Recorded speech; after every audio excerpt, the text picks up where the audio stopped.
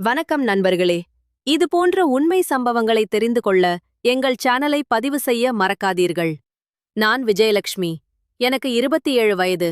2 ஆண்டுகளுக்கு முன் என் கணவர் ஒரு விபத்தில் இறந்துவிட்டார். அன்றிலிருந்து என் வாழ்க்கை முற்றிலும் மாறிப்போனது. தனிமையும் துக்கமுமே என் பகல் இரவுகள். என் பெற்றோர் என்னை தங்கள் வீட்டிற்கு அழைத்துச் சென்றனர். ஆனால் ஒவ்வொரு மூலையிலும் என் கணவரின் நினைவுகள் என்னை வாட்டின. என் மனம் அங்கு நிலைக்கவில்லை.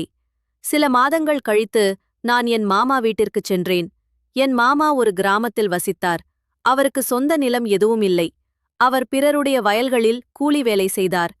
மாமாவும் மாமியும் தினமும் வேலைக்குச் செல்வார்கள். நான் மட்டும் வீட்டில் தனியாக இருந்தேன். அப்படியே இருந்தால் வாழ்க்கை இன்னும் கடினமாகும் என்று உணர்ந்தேன். எனவே ஒரு நாள் மாமாவிடம், எனக்கும் ஏதாவது வேலை தேடித் தாருங்கள் என்றேன். முதலில் அவர் மறுத்தார். நீ படித்த பெண், உன்னால் வயல் வேலை செய்ய முடியாது என்றார். ஆனால் நான் பிடிவாதமாக ஆதமாக இருந்தேன். இறுதியில் மாமா சம்மதித்து ஒரு இளைஞரின் வயலுக்கு என்னை அழைத்துச் சென்றார். அந்த இளைஞரின் பெயர் கார்த்திக். வயது 22 இருக்கும். நான் அவரை முதன்முதலில் பார்த்தபோது சில வினாடிகள் அப்படியே உறைந்து போனேன். பயமும் விசித்திரமான மகிழ்ச்சியும் ஒரு சேர எழுந்தன. அவர் மிகவும் அழகானவராக இருந்தார். பின் என்ன நடந்தது தெரியுமா? அடுத்த சில நாட்களில் கார்த்திக் என்னை தன் புல்லட் பைக்கில் ஏற்றிக்கொண்டு தன் வீட்டிற்கு அழைத்துச் சென்றார். வழியில் பல குழிகள், மேடு பள்ளங்கள். பைக் குதிக்கும் போதெல்லாம் நான் அவர் கையை பிடித்துக் கொண்டேன். அவரும் பின்கண்ணாடியில் என்னை பார்ப்பார். அந்த பார்வையில் ஒரு மென்மையும் பரிச்சயமும் இருந்தது. நான் எதுவும் பேசவில்லை. அந்த அமைதியான தருணங்களை நெஞ்சில் பதித்துக் கொண்டேன். கார்த்திக்கின் வீட்டை பார்த்ததும் நான் வியந்து போனேன். இவ்வளவு பெரிய அழகாக அலங்கரிக்கப்பட்ட வீட்டை நான் முன்பு பார்த்ததில்லை. உள்ளே நுழைந்ததும் ஒரு வித்தியாசமான அமைதி என்னை சூழ்ந்தது. கை கால் கழுவி உட்கார்ந்திருந்தேன். அப்போது கார்த்திக்கின் அம்மா வந்தார். அவருக்கு வயது 55 இருக்கும். மிகுந்த பாசத்துடன், மகளே, களைப்பாக இருப்பாய், இதோ தண்ணீர் குடி என்றார். அவர் புன்னகையில் அவ்வளவு அன்பு பொங்கியது. என் மனம் உருகியது. சிறிது நேரத்தில், மகளே, எனக்கு காரசேவும் லட்டும் செய்ய வேண்டும். என் மகளுக்கு அனுப்பப் போகிறேன். நீ உதவுவாயா என்று கேட்டார். அவர் பேசிய விதமே என் இதயத்தை தொட்டது. எனக்கு இத்தகைய பலகாரங்கள் செய்வதில் நல்ல அனுபவம் உண்டு. எனவே உடனே சரி என்றேன். கார்த்திக் ஏற்கனவே தன் அம்மாவிடம், வயலில் வேலை செய்யும் இந்த பெண்ணுக்கு நன்றாக சமைக்கத் தெரியும் என்று சொல்லியிருந்தார். ஒருவேளை அதனால்தான் என்னை வீட்டுக்கு அழைத்திருந்தார்.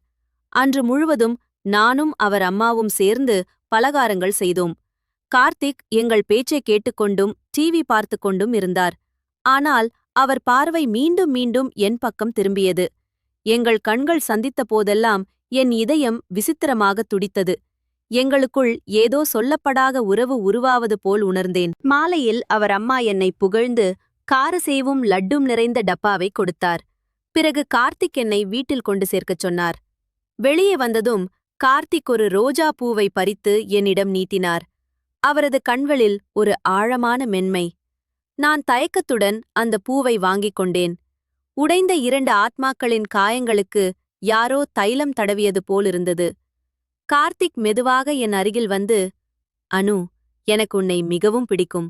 உன் அழகு மட்டுமல்ல, உன் மனது, உன் எளிமை, உன் குணம் எல்லாமே என்னை கவர்ந்தன. என் அம்மாவை நீ எப்படி பார்த்துக் கொள்கிறாயோ அதுபோல என் வாழ்க்கையையும் நீ பார்த்துக் கொள்வாய் என்று நம்புகிறேன். என்னை மட்டுமல்ல, என் அம்மாவையும் தாயாக ஏற்றுக்கொள்ளும் பெண்ணைத்தான் நான் தேடிக் கொண்டிருந்தேன் என்றார். அவர் கண்களில் உண்மையான அன்பு தெரிந்தது. ஆனால் என் மனதில் ஒரு பெரும் போராட்டம் தொடங்கியது. நான் நடுங்கியவாறே, கார்த்திக், நான் விதவை என்பது உனக்கு தெரியுமா?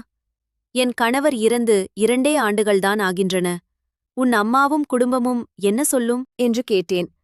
கார்த்திக் என் கண்களை உறுதியாக பார்த்து, நான் அம்மாவிடம் பேசிக் கொள்கிறேன், நீ கவலைப்படாதே என்றார். அந்த நேரத்தில் கீழிருந்து அவர் அம்மாவின் குரல் கேட்டது. கார்த்திக், மேலே என்ன செய்கிறீர்கள்? இவ்வளவு நேரம் ஆகிவிட்டது, கீழே வாருங்கள். நாங்கள் இருவரும் அமைதியாக இறங்கினோம். எங்கள் பார்வைகள் இன்னும் இணைந்தே இருந்தன. அந்த பார்வைகளில் ஏதோ சொல்லப்படாத கதை மறைந்திருந்தது. நாட்கள் கடந்தன. வயலில் வேலை செய்யும் சாக்கில் நாங்கள் அடிக்கடி சந்தித்து பேசினோம். எங்கள் காதல் எப்போது ஆழமானது என்றே தெரியவில்லை. 3-4 மாதங்கள் இப்படியே ஓடின. ஒரு நாள் கார்த்திக் வயலுக்கு வந்து, அனு, இன்று வீட்டுக்கு வா, முக்கியமான வேலை இருக்கிறது என்றார். நான் அவருடன் சென்றேன். அன்று என் வாழ்க்கை நிரந்தரமாக மாறப்போவதை நான் அறியவில்லை. கார்த்திக் என்னை அவர் அம்மா முன் நிறுத்தினார். நான் பயத்தால் தலை குனிந்தபடி நின்றேன். என் கண்களில் கண்ணீர் முட்டிக்கொண்டது. அவர் அம்மா மெல்லிய குரலில், மகளே, கார்த்திக் சொல்வது உண்மையா என்று கேட்டார். நான் நடுதுங்கும் குரலில், என்னம்மா என்றேன். அதற்கு அவர், என் மகனுக்கு உன்னை பிடித்திருக்கிறது. அவன் உன்னை திருமணம் செய்து கொள்ள விரும்புகிறான் என்றார்.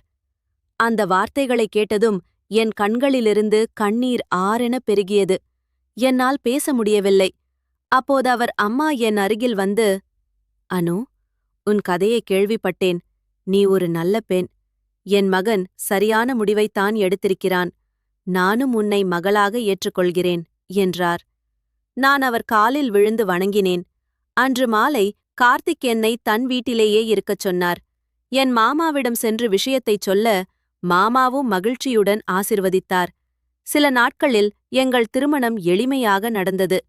இன்று நான் மகிழ்ச்சியான வாழ்க்கை வாழ்கிறேன். கார்த்திக்கும் அவர் அம்மாவும் என்னை மிகவும் கவனித்துக் கொள்கிறார்கள்.